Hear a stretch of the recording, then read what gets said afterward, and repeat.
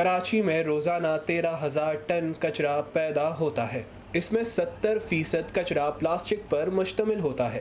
اس کچرے کا ایک بڑا حصہ ہیں پلاسٹک کے تھیلے، جنہیں لوگ ایک بار استعمال کر کے پھینک دیتے ہیں۔ یہ تھیلیاں نہ صرف شہر کی گندگی میں اضافہ کر رہی ہیں بلکہ نکاسی آب کا نظام بھی بری طرح متاثر کرتی ہیں اور سمندر میں جا کر یہ آبی حیات کے لیے موت کا باعث بن رہی ہیں۔ ایک جملہ عام طور پہ یہ کہا جاتا ہے کہ انسان نے جو پہلا پلاسٹک بنایا ہوگا آج سے تقریباً 150 سال پہلے، وہ ابھی بھی ماحول کا حصہ ہے۔ اور شارکس، کیٹ فش، بیراکوڈا اور دوسری مچھلیوں کے جسم پر پلاسٹک کی چیزوں کا پھنس جانا، اس میں اس کو پھنس کے مرنا ایک اب کوئی ریئر ایونٹ نہیں ہے۔ کراچی میں اکثر مقامات پر کچرا جلایا بھی جاتا ہے۔ پلاسٹک جلنے سے پیدا ہونے والا دھواں فضا کو زہر آلود کر رہا ہے۔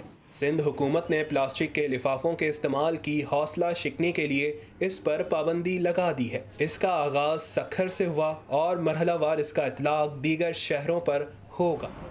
شاپر پہ پابندی لگاتے ہیں تو انشاءاللہ ہم ضرور اس کو فالو کریں گے۔ تھوڑی کچھ ٹائم کے لیے ہو سکتا ہے ہمیں مشکل آئے۔ شاپر تو جو ہے نا ہر آدمی کی ضرورت کی چیز ہے یہ کیا۔ اب کاغذ کی اس کے بجائے تم لاؤ گے نا تو وہ چیز کامیاب نہیں ہوگی۔ Biodegradable plastic bags ہیں، ہم ان کو انٹروڈیوس کرانا چاہ رہے ہیں۔ اس میں صرف یہ ہے کہ کاسٹ جو پلاسٹک بیگ کی ہوتی ہے وہ ملٹیپلائی بائی 2 یا 3 ہو جاتی ہے، پر پھر وہ پھر بھی ڈیمیج کرتا ہے انوائرمنٹ کو، پر بہت ہی کم ڈیمیج کرتا ہے کمپیئر ٹو جو پلاسٹک بیگز ہم یوز کرتے ہیں۔ Try to bring cloth bags.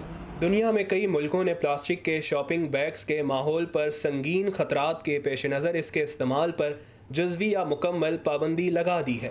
میرے حساب سے تو 100 مائکرون سے کم کی بننی نہیں چاہیے۔ 100 مائکرون اور 100 سے ابو جو ہوگی وہ ایٹ لیسٹ ری یوزیبل ہوگی، بایو ڈیگریڈیبل۔